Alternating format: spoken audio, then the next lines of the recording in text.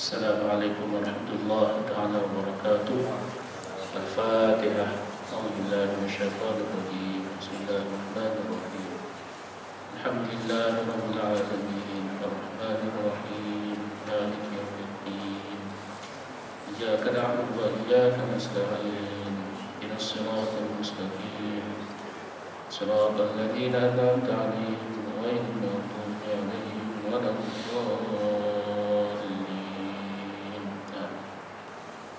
Alhamdulillah, alhamdulillah, nahmaduhu wa nasta'inuhu wa nastaghfiruhu wa natubu ilaih. Wa na'udzu billahi min shururi anfusina wa min sayyiati a'malina. Asyhadu an la ilaha illallah wahdahu la syarika lah. Wa asyhadu anna Muhammadan 'abduhu wa rasuluh. Allahumma shalli 'ala sayyidina Muhammad wa 'ala ali sayyidina Muhammad. Qala rabbi shrah li sadri wa yassir li amri wa hlul 'uqdatam min lisani yafqahu qawli, amma ba'd. Al-Imam Tambilan yang kuasa surah Ar-Radah, tuan-tuan hadirin hadirat Allah Subhanahu wa taala. Marilah sama-sama kita memanjatkan syukur dan tidak terhingga kepada Allah Subhanahu wa taala yang memungkinkan kita, yang menghidupkan kita, yang menjalankan kita, yang memudahkan urusan kita beribadah kepada Allah Subhanahu wa taala. Tuan-tuan Allah Subhanahu wa taala, kita sambung muzakarah kita tentang kitab Tahdhib an-Nufus fi Tartib ad-Durus oleh Syekh Yusuf Ismail An-Nabhani yang meringkaskan hadis-hadis dalam kitab Riyadhus Shalihin, Susunan dan karangan Imam An-Nawawi. Dalam pertemuan bulan lepas, tuan-tuan, kita sempat memetik sepotong hadis Nabi sallallahu alaihi wasallam daripada Ibnu Umar radhiyallahu anhu. Hadis diriwayatkan oleh Imam Al-Bukhari dan Muslim. Usulnya Nabi sallallahu alaihi wasallam bersabda, "Bunyal Islam ala khams." Sebagai ulangan, tuan-tuan, ya. Syahadatu an la ilaha illallah wa anna Muhammadan abduhu wa rasuluhu wa iqamus shalah wa ita'iz zakah wa hajjil bait wa shaum Ramadan. Dalam bab yang pertama, beriman kepada Allah, yuzuk iman dan Islam. Hadis yang kita baca ini, tuan-tuan, merupakan pengesahan Nabi bahwasanya Islam itu dibina di atas 5 perkara. Nabi nak memberi perumpamaan, tuan-tuan, bahwasanya Islam ini dibina ataupun mempunyai binaan yang kukuh, ya, yang tegak di atas 5 asas. 5 asas di mana yang kita ketahui kan dalam rukun Islam kita, iaitu mengucapkan kalimah syahadah, dan mendirikan solat, menunaikan zakat, haji di Baitullah, dan puasa di bulan Ramadan. Malam ini, tuan-tuan, kita lihat hadis yang kedua. Hadis ini agak panjang, tuan-tuan, ya, tapi saya fikir kita biasa dengan hadis ini. Hadis ini berkenaan tentang bagaimana Nabi memberitahu perkara-perkara penting dalam agama, sehingga ada yang menggelarkan hadis yang kita nak baca, tuan-tuan, sebagai ibu kepada sunnah, ataupun himpunan ilmu-ilmu sunnah. Kalau kita baca Quran, jumpa surah Al-Fatihah. Surah Al-Fatihah dikenal sebagai Ummul Quran, ya, Ummul Quran. Hadis yang kita baca ini adalah himpunan ilmu sunnah mengikut pandangan para ulama, ya. Juga dikenal sebagai hadis Jibril. Jibril, sebab Jibril jumpa dengan Nabi dan mengajar Nabi dan umat Islam, para sahabat pada itu dan sampai pada kita, asas-asas ajaran Islam, ya. Apa hadisnya, tuan-tuan? Daripada Umar radhiyallahu, beliau berkata, "Bainama nahnu julusun inda Rasulillah sallallahu alaihi wasallam."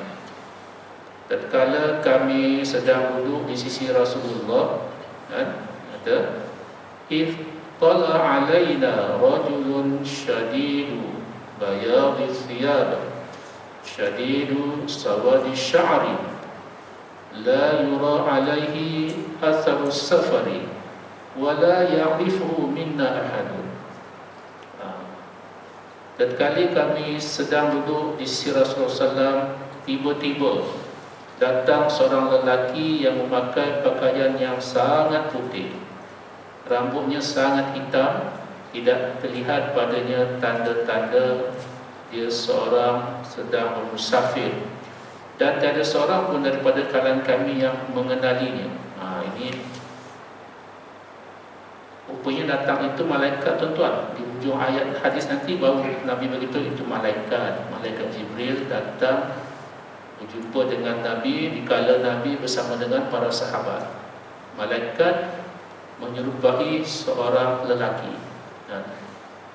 Kalau kita baca beberapa hadis, tuan-tuan, malaikat Jibril ini dia suka menyerupai seorang sahabat namanya Dihyah Al-Kalbi. Tuan-tuan ya. Dia ni, inilah yang malaikat suka menyamar sebagai lelaki tersebut. Kan? Ada kalanya, tuan-tuan, malaikat Jibril dia menunjukkan, menampakkan wajahnya yang sebenar.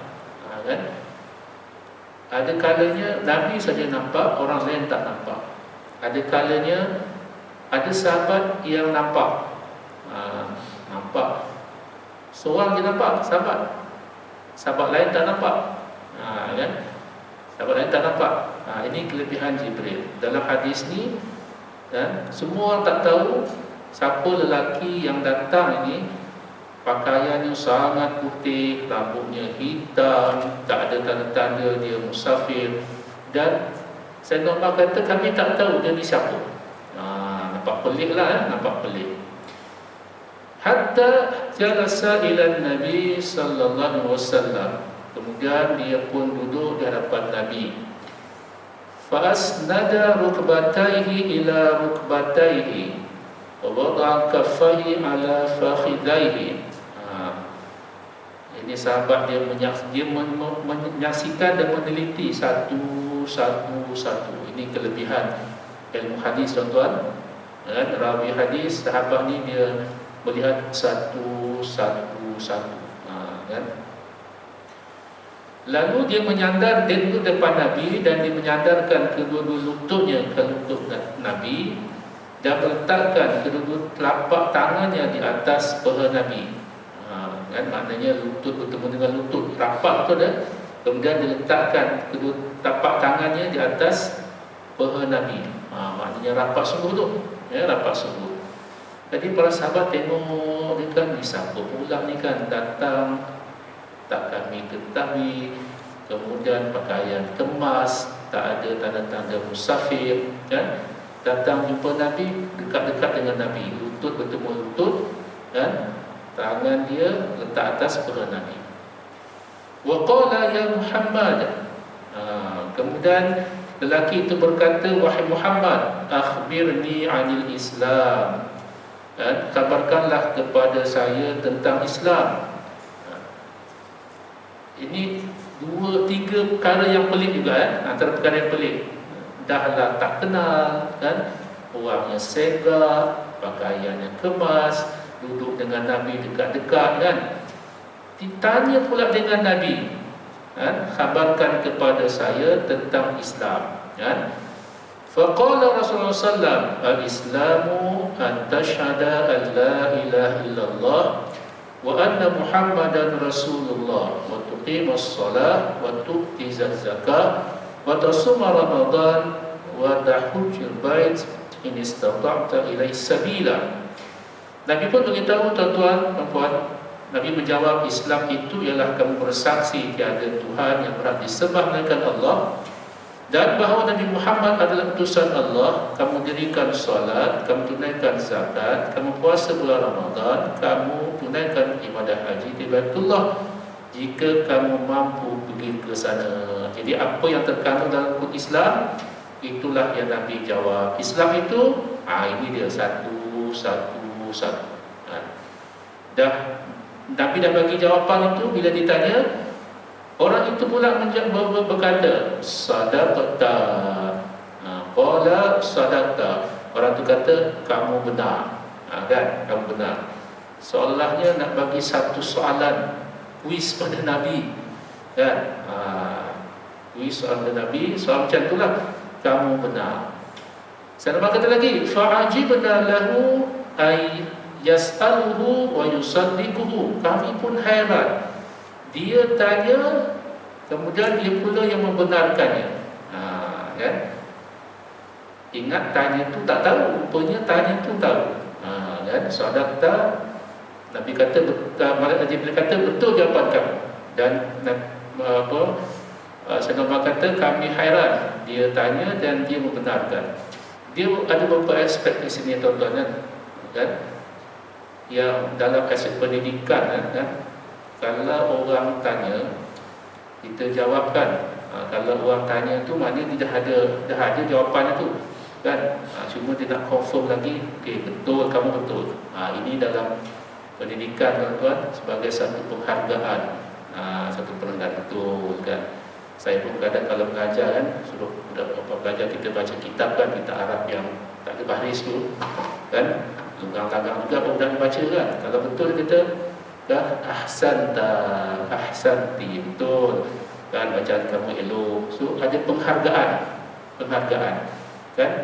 Sama juga, tuan-tuan, ya, Nabi sebenarnya di sini mengajar kita penghargaan perlu diberikan sekiranya jawapan betul, kan. Betul. Kadang-kadang kita tengok dengar forum ke apa, betul, kan. Ada orang tanya, kan, tanya pada ahli panel ke apa, kan. Ni soalan ni sangat bagus, dia kata. Kan, soalan sangat bagus. Soalan ni macam-macam lah, kan. Macam-macam ini sebagai nak menghargai orang yang bertanya. Dan juga bila dia menjawab, kita hargailah jawapan itu. Jadi sebenarnya ada aspek pendidikan kat sini, tuan-tuan, ya.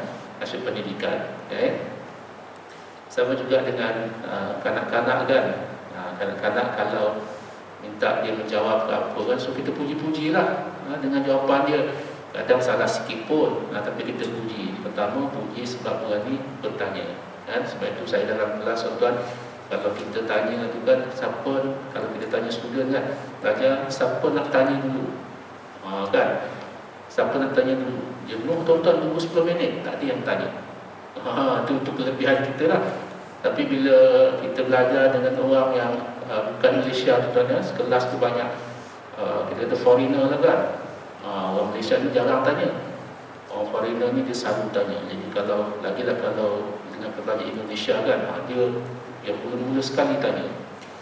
Kadang-kadang pertanyaan dia tu kita pun tahu, kan. Kita tahu lah jawapan itu, tapi dia tanya juga, kan. Satu, kan, dia nak menghidupkan suasana. Suasana, kan. Suasana itu satu. Yang kedua, dia nak beritahu, kan, nak beritahu supaya jawapan diberikan oleh guru ke apa, supaya kita ingat balik, kan. Kadang-kadang, tapi bukanlah kita bertanya tu nak memuji guru, tidak. Cuma kita nak mengesahkan jawapan itu betul ke tak betul. Ada juga. Ya, ini antara cabaran kami lah bila kami bertanya kepada pelajar ni, kan, 25 minit, 10 minit, kan. Terpaksa kita mengumpan tu. Mengumpan apa? Siapa yang pertama tanya, habis kelas ni saya belajar minum kat kantin bawah. Contohlah, kan, bau bubuk. Dan bubuk.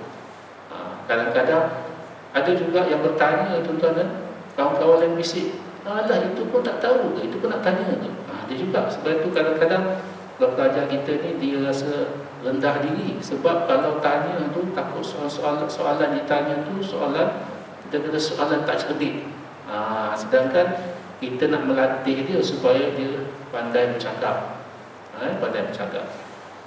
Saya sama juga kalau kami membentang kertas kerja, tuan-tuan, di Malaysia ke di luar negara, kan. Selalunya orang luar negara ni bila kita bentang dia, kan, bila saya pengusi kata okey, dah habis terbentang, kan, okey, kita jemput kepada hadirin, pendengar, peserta, sila ajukan soalan kepada pembentang. Kalau kita buat seminar di Malaysia, kan, kita selamat sikit, kan, pesertanya orang Malaysia, kita selamat sikit. jarang dapat soalan. Tapi kalau bentang di luar negara kan, habis dia kata kan, saya buka kepada peserta yang lain untuk tanya soalan. Cepat ke tangan. Saya pernah di Indonesia kan 2016-17 itu kan, terus tanya, Pak Jul mau tanya, dia kata. Kalau kita Pak Jul je, mau tanya. Okey, silakan. Kan yang ditanya tu kadang-kadang kita tak tahu pun kan. Sebelum COVID itu saya pergi ke Aceh, tuan-tuan ya. Ke Aceh. Cerita pasal satu teknologi kan. Teknologi baru, jadi kita kena baca. Tapi bila kita bentang tu, peserta tak tanya pun apa yang kita bentang, dia tanya lain. Dan kita tak tahu pun. Kan, rupanya minta kita mengulas satu isu di Indonesia pada ketika itu. Kan, bila salah seorang pimpinan sebuah parti di Indonesia kan mengatakan antara Presiden Soekarno dengan Nabi Muhammad mana lebih hebat. Kan, kita masa tak ada maklumat. Kan, jadi minta kita mengulas isu tersebut. Sudah, saya kata minta maaf sajalah sebab kita tak tahu. Tak tahu. Kita kata minta maaf sebab saya belum lagi tengok video tu dekat YouTube ke mana kan. Tapi secara umumnya saya kata macam inilah, tidak adil nak membandingkan kan presiden yang hidup di abad ini dengan Nabi Muhammad, itu jauh bezanya kan. Apa bedanya? Bedanya antara Quran dengan Pancasila. Lagi jauh. Sebenarnya dia nak kita yang kita faham supaya kita boleh memberikan penilaian kepada orang yang bercakap, bukan isu yang bercakap. Kan? Itu kita kena cakap lah. So kita kata kita belum tengok lagi video tersebut kan, balik tu baru tengok. Punya ada isu tertentu tu kan. Kan? Saya berhati-hatilah menjawab. Takut-takut kan, dengan jawapan yang saya bagi, saya tak boleh masuk Indonesia pula lah. Kita sangat berhati-hatilah. Apabila parti itu kita bimbang dikaitkan dengan parti pemerintah di Indonesia kan, jadi sangat berhati-hati. Sama juga di Brunei kan, dalam membentang tu diberi pesan supaya tidak menyentuh apa-apa melibatkan kerajaan Brunei Darussalam, pimpinan baginda Sultan. Tak apalah, kita tak sentuh. Jadi apa yang kita nak jawab betul kan? Maknanya kalau ada soalan, ada jawapan. Kalau jawapan betul, kita beri penghargaan, betul jawapan itu. Kalau salah, kita betulkanlah. Kan? Kalau salah, betulkan. Sebab tu kadang-kadang betul saya tengok rakan-rakan di TV, yang buat TV kan, kadang-kadang jawapan, statement tu kalau kita, pengetahuan kita salah. So kita adalah kontak number tu pasal terus lah kan. Minta maaf, saya tonton tadi rancangan awak ni kan kat TV, tapi setahu saya kita berlapik juga tuan-tuan, sebab kita ni tak keluar TV kan, kalau keluar TV kita berlapik juga. Saya ni baca tak banyak, tapi yang saya jumpa maklumat tu tak tepat, kita kata kan, tak tepat. Dia pun malah kita semua, betul lah, dia kata betul lah. Kalau macam tu nanti awak bila ada rancangan yang seterusnya awak kena beritahu penonton lah.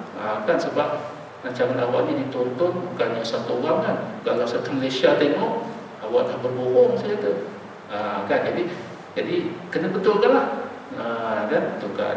Dan ada juga rakan-rakan yang tengok TV, bila kita telefon kan, kau tengok tak aku tadi? Aku tak tengok, cuma tahu. Kali kalau kau tengok, kalau aku salah, kita tahulah. Kan, jadi ini orang yang sedar diri. Berapa sedapat takut-takut yang disampaikan itu tidak bertepatan. Kalau betul, kita kata betul lah. Sebab hadis ini mengajar macam itu. Qala, laki ini bertanya lagi, fa'akhbirni 'anil isman. Dan khabarkan kepada saya tentang iman pula. Qala, Nabi menjawab, antum mina billahi wa malaikatihi wa kutubihi wa rusulihi wal yawmil akhir wa tu'mina bil qadri khairihi wa syarrihi. Nabi menjawab, yang dikatakan iman itu ialah Kamu beriman dengan Allah, beriman dengan para malaikatnya, beriman dengan kitab-kitab yang diturunkannya kepada nabi-nabinya, beriman kepada rasul-rasulnya, beriman pada hari akhirat, beriman dengan qadar baik dan buruknya. Nabi jawab macam tu. Qala, lelaki tadi berkata, sadaqta, betul jawapan kamu. Betul jawapan kamu. Soalan yang ketiga, ya. Fa akhbirni 'anil ihsan. Fa akhbirni 'anil ihsan. Laki tadi bertanya, khabarkan kepada saya tentang al-ihsan. Nabi menjawab, qala an ta'budallaha ka'annaka tarahu fa in lam takun tarahu fa innahu yarak. Apa jawapan Nabi, tuan-tuan? Nabi kata yang dikatakan ihsan itu ialah kamu beribadah kepada Allah seolah-olah kamu lihat Allah. Jika kamu tidak dapat melihat Allah, pasti sesungguhnya Allah melihat kamu. Itu ihsan. Sebab itu tadi Islam, orang yang melaksanakan tuntutan perkara dalam Islam tadi dipanggil Muslim, ya. Iman dipanggil orang itu mukmin. Ihsan orang dipanggil muhsin. Dan ikatan Islam, iman dan ihsan. Sebab itu ada ulama mengatakan ihsan ini tingkat yang paling tinggi sekali, kan? Ada yang mengatakan ihsan ini, tuan-tuan, inilah dia yang dikatakan sebagai asas-asas dalam ilmu tasawuf. Tasawuf. Baru-baru ni, tuan-tuan, bulan lepas saya hadiri temu duga untuk minta tawiyah mengajar di wilayah Persekutuan. Kan dah tertangguh 2-3 tahun kan sebab Covid. Jadi buat juga secara online. Yang tanya saya tu ialah ahli majlis fatwa wilayah Persekutuan, Datuk Aziz.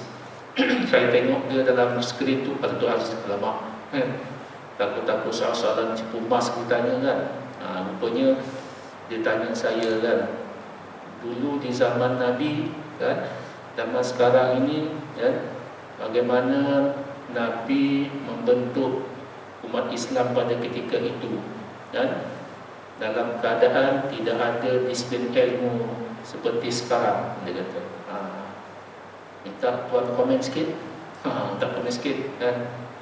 Kan, saya kata bagi Datuk, betul, zaman Nabi tak ada dikatakan ilmu tauhid, tak ada. Ilmu fiqh tak ada. Ilmu tasawuf tak ada. Tapi bagi Datuk, asas-asas ajaran tu ada.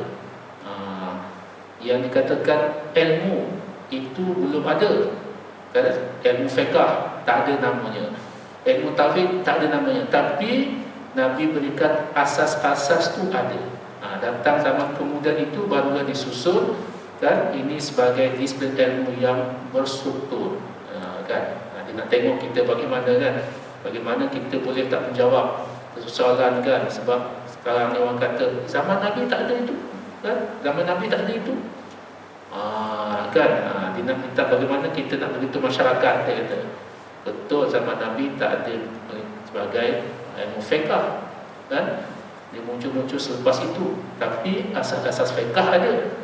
Kan, kalau kita baca hadis kan, macam-macam hadis ada. Sama juga ni kan, ilmu tasawuf Nabi tak sebut, tapi asas-asas tasawuf dalam hadis ini Nabi dah sebut. Beribadah kepada Allah seolah-olah kita nampak Allah. Walaupun kita tak nampak Allah, pasti Allah itu nampak kita. Apa cerita itu, tuan? Tekad ihsan ialah kita beribadah ikhlas kerana Allah Subhanahu wa taala. Sekarang kita ada apa, tuan-tuan? Kan? Institut ataupun kita kata pusat integriti. Kan, kita biasa dengar integriti kan? Kalau orang tanya saya, okay, integriti itu bagus, tetapi yang paling tinggi ialah ihsan. Integriti ialah sebahagian dalam itu, ialah integriti ialah sebahagian daripada ihsan. Kalau kita punya ihsan yang tinggi, tuan-tuan, CCTV tak perlu dah, ya, tak perlu. Sebab CCTV yang besar ni Allah dah sediakan lah. Cumanya bagaimana kita nak merasakan Allah itu memerhatikan kita, kan? Orang yang tidak punya ihsan ni tuan-tuan, kan, boleh melakukan perkara yang dimurkai Allah Subhanahu Wa Taala. Mudah-mudahan Allah jauhkan kita dengan tingkah laku ini, contohnya orang yang melakukan ihsan, sekiranya dia seorang suami, dia tidak berani untuk tidak menunaikan tanggungjawabnya sebagai seorang suami. Kalau dia sebagai isteri, dia tidak berani untuk tidak taat kepada suaminya. Kalau dia sebagai pemimpin, dia tidak berani untuk tidak amanah kepada rakyatnya. Sebab ihsannya ada segala-galanya. Kan? Isunya sekarang, ihsan kita tak angkat ke martabatnya yang sebenar. Kan? Yang kita angkat ialah sekadar integriti saja. Kan, ihsan sudah hilang. Bukan kita kata integriti tak betul, tapi kalau disuntik ihsan itu lebih segala-galanya, insya-Allah, kan, kita rancang strategi bagaimana tidak berlaku sedemikian, kan? Tidak berlaku sedemikian, kan? Ini saya ingat lagi Datuk Dr. Zubair Al-Bakri, dia ada tulis pasal integriti, kan? Ayat mula-mula tu memang dia cerita pasal ihsan. Sebab tu saya bersetuju dengan tulisan tu, ihsan ini perlu diangkat lebih dahulu, baru nak cerita yang lain-lain, kan? Gitu tak? Kita tengok pula. Qala fa akhbirni 'anis sa'ah. Soalan seterusnya, soalan yang keempat. Kan? Fa akhbirni 'anis sa'ah. Kan? Orang itu bertanya lagi, kan? Ceritakan, khabarkan kepada saya tentang bilakah berlakunya hari kiamat. Bila berlakunya hari kiamat, kan? Qala, Nabi menjawab, mal mas'ulu anha bi'a'lama minas sa'il. Nabi menjawab, orang yang ditanya, iaitu Nabi sendiri, tentangnya tidak tahu berbanding orang yang bertanya, kan? Orang tadi, laki tadi itu malaikat tanya dengan Nabi, bilakah berlakunya hari kiamat? Nabi kata, yang bertanya lebih tahu daripada yang ditanya. Kan? Takkanlah yang bertanya tak tahu, sedangkan yang ditanya ni memang tak tahu, kan? Jadi orang tu tukar soalan, kan? Qala, kalau macam tu, fakhbirni an amaratiha. Kalau macam itu, khabarkan kepada saya tentang tanda-tanda hari kiamat, kan? Tanda-tanda hari kiamat, kan? Nabi pun beritahulah, kan?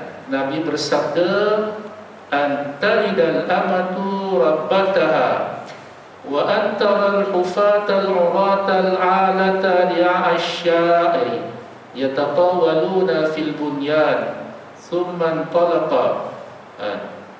Nabi menjawab, antara tanda-tanda datangnya kiamat ialah seorang hamba wanita telah melahirkan tuannya. Pertama. Yang kedua, kamu akan menyaksikan orang berkaki ayam, tidak berpakaian, lagi fakir, serta mengembala kambing, sedang bermegah-megah dalam meninggikan pelbagai binaan. Ini soalan yang keempat, keempat. Pertama tadi soal tentang Islam, yang kedua soal tentang iman, tiga soal tentang ihsan, empat soalan tentang hari kiamat. Tanya tentang bila, Nabi kata dia tak tahu.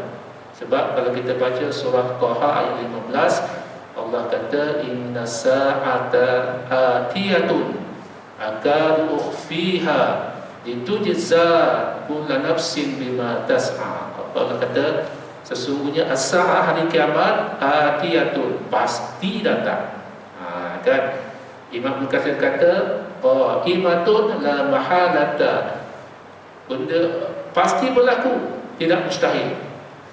Wa kainatun la budda minha, dia memang mesti berlaku, kan? Akadu ukhfiha, akadu ukhfiha, Allah kata pasti berlaku dan Allah memang sembunyikan bila berlakunya hari kiamat. Sebab tu Nabi kata aku tak tahu, kan? Litujza kullu nafsin. Sebab kenapa Allah sembunyikan hari kiamat? Supaya Allah kata setiap orang ni kena bersedia. Kan? Litujza, hari kiamat nanti akan dibalas setiap jiwa apa yang telah dia kerjakan. Maksudnya ialah apa yang kita lakukan akhirat nanti akan dibalas segala-galanya. Dan setengah ulama ialah kenapa Allah sembunyikan hari kiamat bila berlaku, supaya kita lebih bersedia. Sebab itu tuan-tuan, pihak barat contohnya kan suka buat filem tentang hari kiamat ni kan. Kalau tuan-tuan ingat, ada filem Hollywood namanya ialah Armageddon, kan. Itu nak beritahu tentang dahsyatnya hari kiamat, tapi berdasarkan pada pemikiran mereka kan. Perkataan Hollywood tu sendiri tuan-tuan, kenapa dipanggil Hollywood? Hollywood, Holy itu suci, wood itu kayu atau pokok suci kan. Ada yang buat kajian, inilah antara propaganda Yahudi. Sebab dalam pemikiran Yahudi ada dipanggil pokok suci, kan. Bila orang tu membeli bereka-reka tanah, hektar tanah di Hollywood itu, maka dinamakan dia Hollywood, bersempena dengan pemikiran Yahudi, aliran Yahudi yang dianutinya. Jadi banyak filem yang memberikan propaganda seperti ini, sehinggalah dalam perkara-perkara hari kiamat pun mereka membuat propaganda. Antaranya adalah Armageddon, tuan-tuan. Saya tak pasti kita pernah tonton ke tidak, tapi ini propagandanya. Dan kita pun pernah dengar kan, orang meramalkan 2020, 2030 kan, perjalanan mimpi seorang wanita hari itu pun tentang hari kiamat. Ramai orang percaya, tuan-tuan kan. Alhamdulillah, Jais dan Maiz serta pejabat mufti kan, bincang dengan dia, bagi maklumat daripada dia, dan dia pun buat pengakuan terbuka yang dia tersilap dan bertaubat, kan, bertaubat. Saya ada jumpa bahawa ni, tuan-tuan, saya bantah semalam makan-makan dengan seorang. Dia beritahu keluarganya, tuan-tuan. Keluarga ni salah seorang ahli keluarga dia kan adalah orang yang anti vaksin, kan. Satu keluarga, suami, isteri dan 5-6 anak anti vaksin, kan, tidak divaksin. Rupanya bila ditanya kenapa tidak ambil vaksin, kan, dia kata tak penting, yang penting sekarang ialah kita kena kuatkan akidah kita. Saya kata betul lah. Itu cerita ke saya kan, sebab keluarga dia kata betul, tapi apa kena-mengenanya kuatkan akidah dengan vaksin? Sebab dia kata vaksin ini adalah propaganda. Jawapannya standard je kan, propaganda, apa lagi, konspirasi kan. Yang terkejutnya kata ini adalah antara dajjal yang muncul kan. Saya kata dengan sahabat tu, beritahu dengan keluarga tuan, dia pernah tengok dajjal ke? Kan, macam dajjal ke? Rupanya bila kami sembang tu, rupanya oleh keluarga dia ni, dia suka menonton YouTube, mencari kelas-kelas agama di YouTube. Kan, ini antara berbahayanya lah. Tak tahu punca dulu kan, tengok memang banyak kat YouTube tu, tuan-tuan, ceramah agama segala macam kan, memang ada. Sebab itulah kan pihak jabat mufti kita kan keluarkan tauliah ini supaya boleh dikawal. Kalau tidak dikawal macam inilah. Dan keluarga sahabat kita ni kan bukan adalah latar belakang agama, dia profesional kan, belajar engineering, dia engineer, suami si engineer. Tapi bila terlampau menonton dekat YouTube kan, jadi bila YouTube ni, tuan-tuan faham lah, nak bertanya pun tak boleh kan, tanya tak boleh. Kalau ada live sekalipun kan, nak tanya pun kita pun tak boleh nak jawab secara langsung kan. Jadi itu antara, ada kelebihan tetapi banyak kekurangannya. Jadi kalau pada depan macam ni, kalau ada persoalan-persoalan kita boleh jawab. Tapi bila sudah terpengaruh begitu, menyebabkan kan, dia kata ini, itu dan inilah kan, Kita kata kesian anak-anak pun sudah diberhentikan daripada sekolah, dia tak bagi sekolah. Kan, datang rumah dia pun dengan pakai telepon, isteri dia bagi telepon je 24 jam dalam rumah tu tuan. Kan, ibu-ibu kita belakang tu bertelepon nak solat je kan. Ini tak, 24 jam dia telepon. Sehingga kan rumah dia besar, dia kata dia nak jual rumah tu, duduk dalam hutan, rumah kecil pun jadilah. Saya kata saya kata over. Sebab dia kata kiamat dah makin dekat tu. Dia kata kiamat dah makin dekat. Kenapa orang ramai ambil vaksin yang terpengaruh dengan Dajjal? Kan? Saya pun tak boleh nak jawab lah. Saya kata la haula wala quwwata illa billah. Saya dulu lepas tuan pergi ke ada kuliah di Bandar Baru Bangi kan. Saya mana dengan suatu cikgu di sekolah dia lah, di sebuah sekolah di Kajang kan. Dia cerita bagaimana ada beberapa orang cikgu pergi ke PPD. Daerah kita ni kan marah-marah dengan pegawai PPD. Kenapa PPD seolah macam memaksa kan guru-guru mengambil vaksin kan. Dia satu tu datang marah-marah lah, tanpa berhadap datang ke PPD kan. Kenapa paksa kami ambil vaksin? Kalau kami mati macam mana? Kan? Pegawai itu dah tahu dah kan soalannya. Inilah cikgu, kalau cikgu mati kami tanam je lah. Kan? Itulah jawapan yang boleh kami bagi. Kami boleh jawab kalau cikgu mati lantak pi ya. Tapi kami tanam lah. Satu dah beradab kan? Ini jarak-jarak yang kesalnya bukan orang biasa, orang ada pengetahuan agama. Ini kita jarak-jarak ni dia kata batal sembahyang. Cikgu tu jawab apa? Cikgu tuan-tuan, cikgu ni bukan ustaz, cikgu. Ya, dibentuk saya ustaz, saya ni cikgu. Saya jawab, terpaksa jawab kepada yang cikgu, guru-guru yang anti vaksin ni, yang mereka tu ustaz dan ustazah. Kan? Inilah ustazah, dia kata saya ni bukannya ustaz, tapi rukun 13 tu ada ke untuk kita dekat? Maknanya kalau kita rukun 13 yang rukun solat tu kalau tak sempurna, maka solat kita tak ada mana lah. Kan dalam 13 rukun tu ada tak kena dekat? Syarat sah solat perlu dekat ke? Cikgu tu diam, salah tu diam, dia betul juga. Tapi sudah dah dipatternkan begitu. Patternkan begitu. Sebab tu tuan-tuan, cerita pasal hari kiamat ini Nabi pun tak tahu bila, tetapi Nabi beritahu tanda-tanda dia.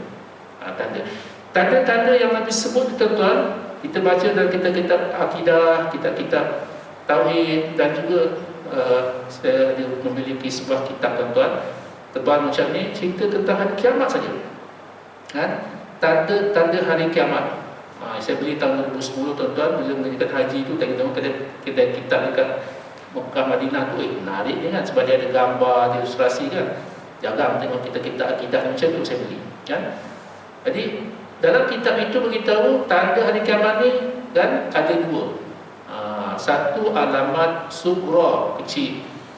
Satu alamat yang besar. Alamat yang kecil ini terbagi kepada dua. Satu alamat yang jauh, maknanya berlaku pada zaman Nabi. Nabi dah sebut dah, dan dia berlaku pada zaman itu. Nabi sebut kedatangan dia sebagai Nabi itu tanda berlakunya hari kiamat nak dekat. Itu zaman tu kan. Itu sebab ulama kata itu tanda yang jauh, ada pada ketika itu, tetapi dia dah tak ada. Kebangkitan Nabi. Yang kedua, terbelahnya bulan. Itu juga Nabi kata tanda-tanda hari kiamat kan. Sebab tu ulama kata itu alamat yang kecil dan dia jauh lagi. Kan? Itu antaranya. Dan tanda-tanda dalam hadis ini yang kita baca ini, dua tanda itu kan, benda ini akan terus berlaku. Kita sambung selepas azan insya-Allah.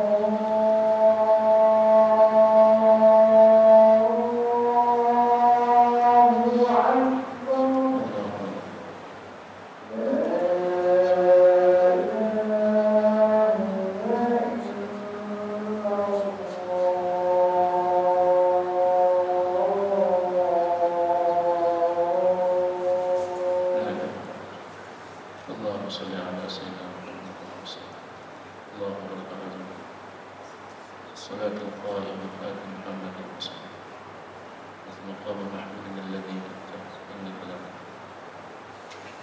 Allah sallallahu kita sambung sekali lagi. Tanda-tanda yang Nabi sebut, dua tanda ini tuan-tuan di sini, kan, mengikut pembahagian para ulama tentang tanda-tanda kiamat ini adalah tanda-tanda pertengahan. Tanda-tanda pertengahan Nabi sebut dua tuan-tuan, tapi dalam banyak hadis Nabi sebut juga. Tanda pertengahan ialah seorang hamba wanita melahirkan tuannya, ketuannya. Ini kalau nak baca secara sepintas lalu, cerita tentang perhambaan yang berlaku. Perhambaan, kan? Hamba wanita melahirkan tuannya.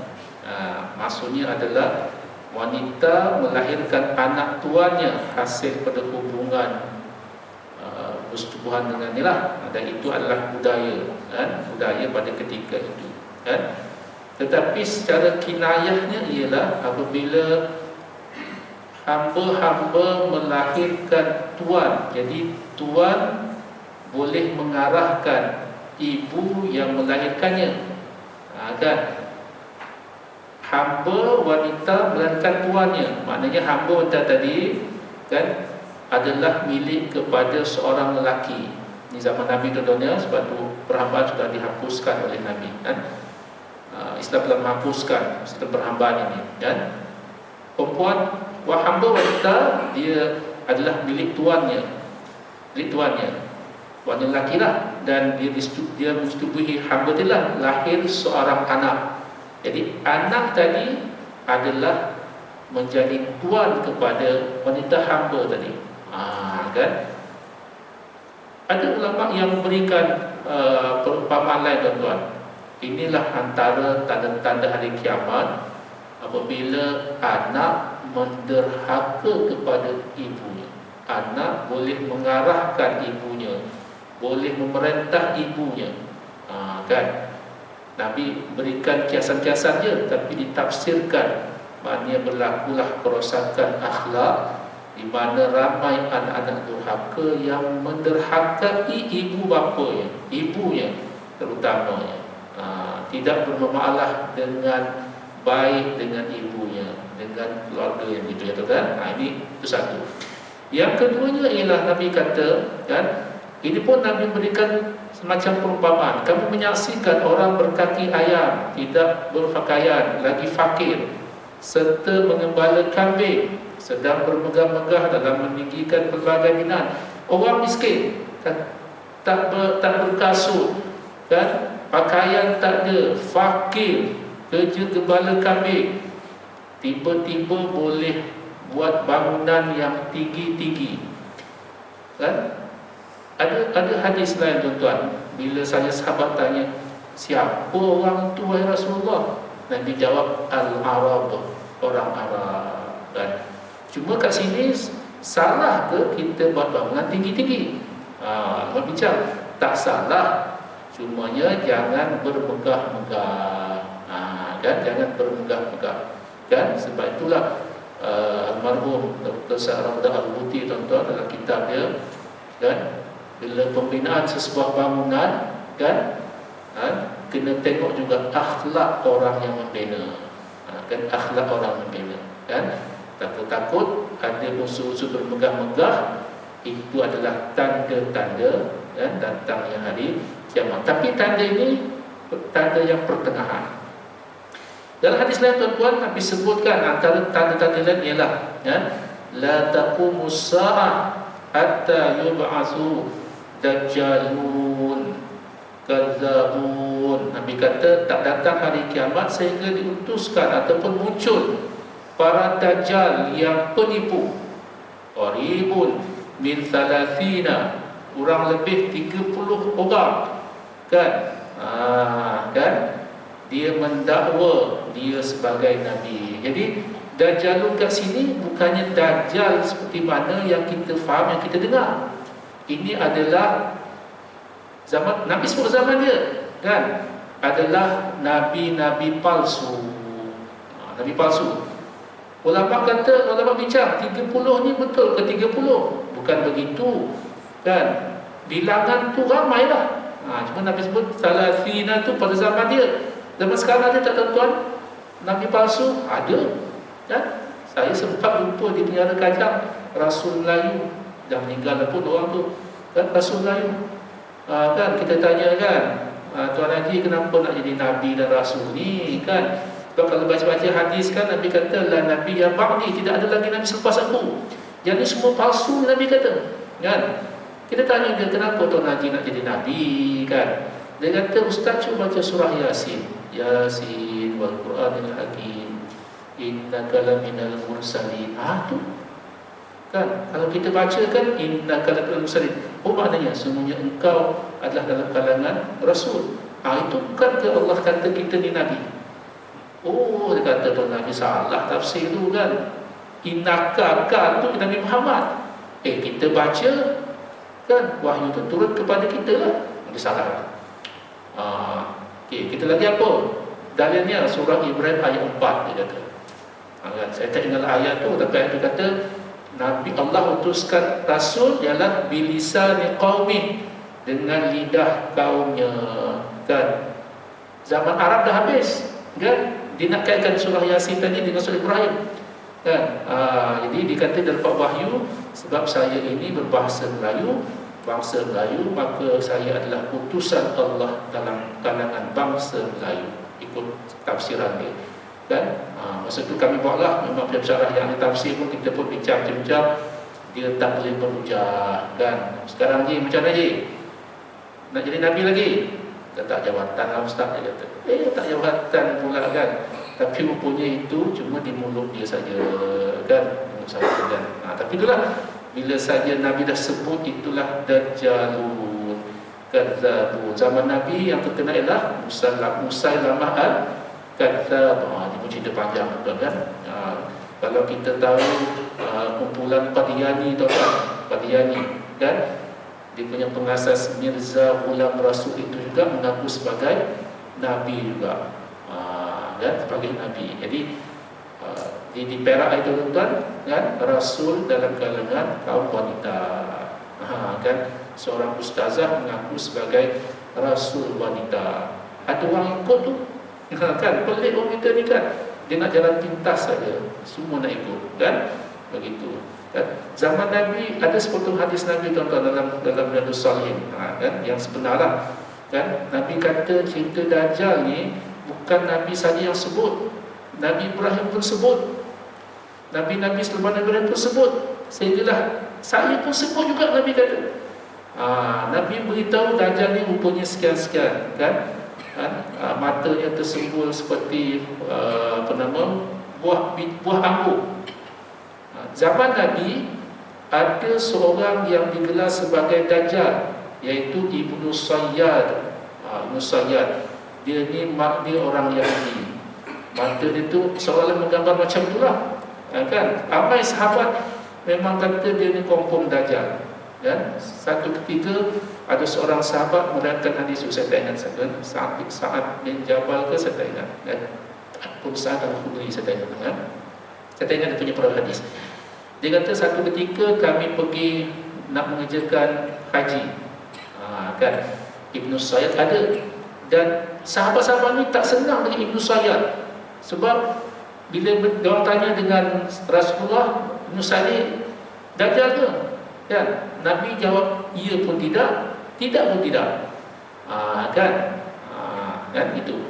Sebab Ibnu Sayyad yang pernah satu ketika dia tidur-tidur mama-mama itu, kan. Nabi kejut dia, kan. Kamu nak tak mengaku aku ni Rasulullah? Okey, dia kata kamu Rasulullah.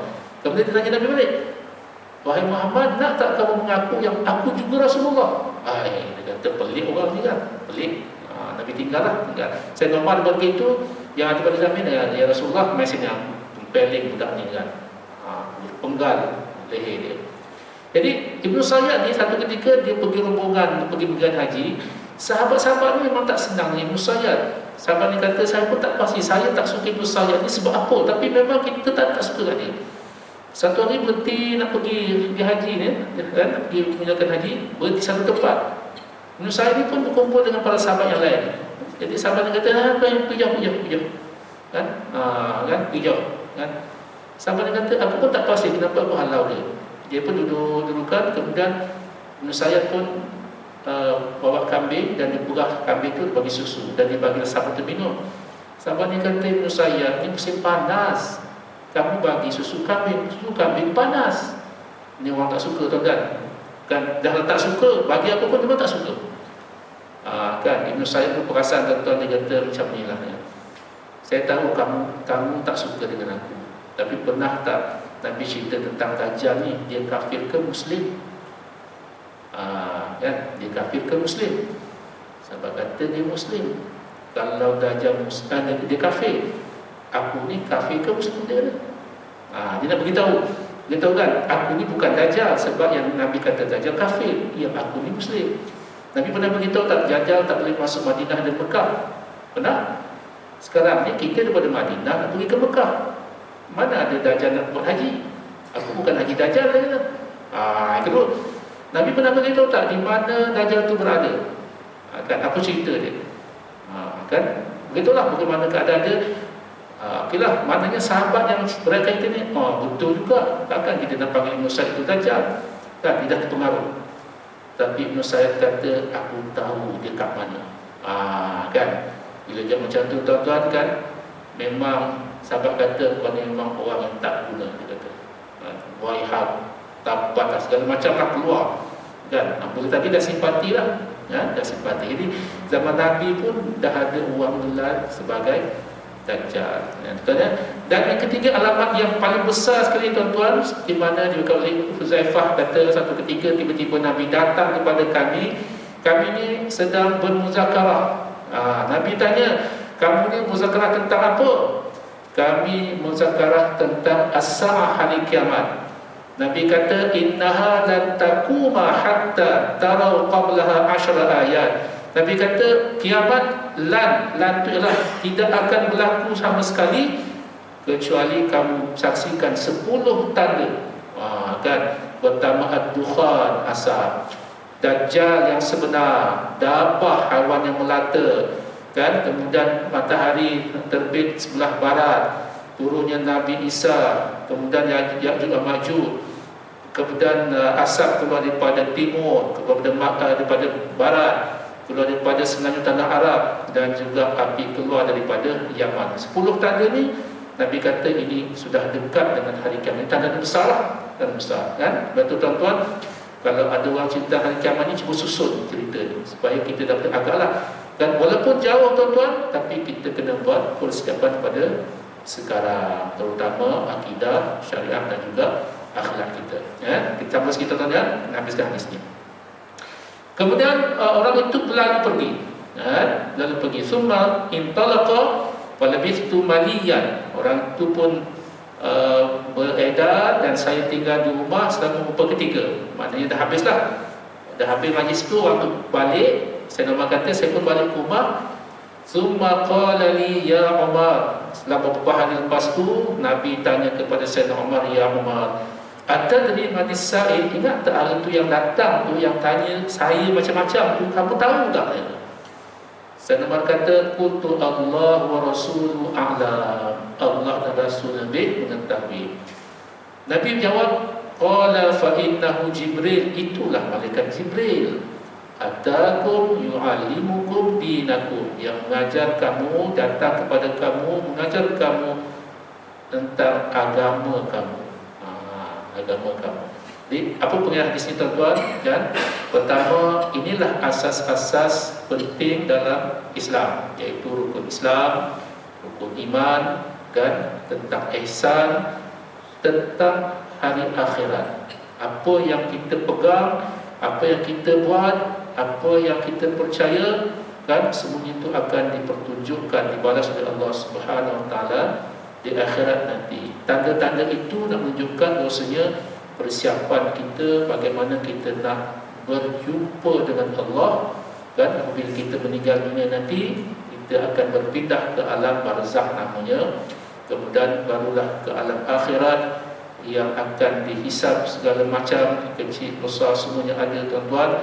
Mudah-mudahan Allah Subhanahu Wa Taala mudahkan kita di hari akhirat nanti dan mendapat syafaat Nabi Sallallahu Alaihi Wasallam. Antara syafaat yang yang Nabi janjikan adalah tuan-tuan, bila habis azan kita jawab, bila azan kita jawab, bila habis kita baca doa.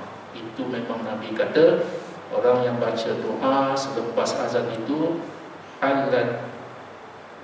halal mudah dapat syafaat Nabi. Dan bagaimana kita nak doa selepas azan tuan-tuan? Mulakan dengan selawat dulu. Allahumma salli ala sayyidina Muhammad wa ala sayyidina Muhammad. Barulah baca Allahumma rabb hadhihi da'wah sampai habislah. Nabi kata itu mudah aku nak bagi syafaat di akhirat nanti. Kan? Kan? Mudah-mudahan hadis ini kita dapat pengajaran tuan-tuan, walaupun satu hadis kita baca malam ni, mudah-mudahan kita dapat manfaat pada apa yang kita baca. InsyaAllah pertemuan akan datang tuan-tuan kita lihat tentang ikhlas dan haramnya riya. Wallahu a'lam bishawab. Allahumma shalli ala Muhammad wa sallim Muhammad. Mudah-mudahan Allah SWT berkati rahmati kita tuan-tuan. Dan mohon maaf terkasar bahasa. Aku liqauli hadza wa astaghfirullah li wa lakum. Assalamualaikum warahmatullahi taala wabarakatuh. Subhanaka bihamdik asyhadu an la ilaha illa anta astaghfiruka wa atubu ilaik. Bismillahirrahmanirrahim. Wal 'asri innal insana lafi khusr illa alladziina aamanu wa tawasaw bis sabr.